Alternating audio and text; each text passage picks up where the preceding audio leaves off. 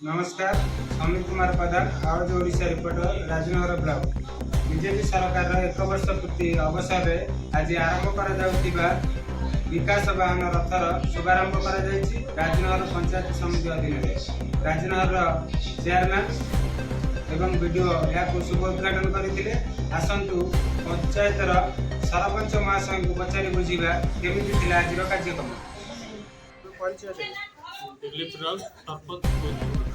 आज अनुष्ठित होता विकास वाहन रथ संपर्क में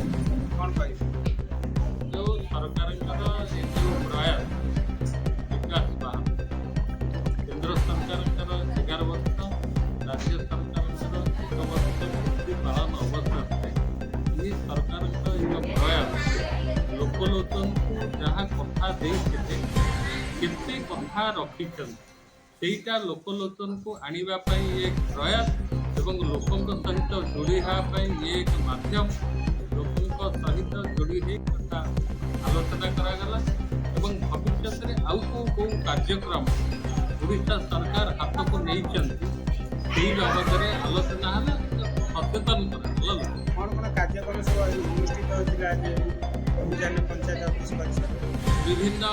प्रकार आईसी प्रोग्राम होता आईसी प्रोग्राम भितर KYC करा किसी रोगीकर हेल्थ चेकअप चेकअप करा आमर विशेषकर सीएम किसान योजना जो हिताधिकारी अच्छा जो मैंने पाँच कौन कारणवशत टंका पाऊना से सहित विभाग अधिकारी परामर्श देते आउ किसी नुआ हिताधिकारी एपर्यंत जोड़ी नहीं ना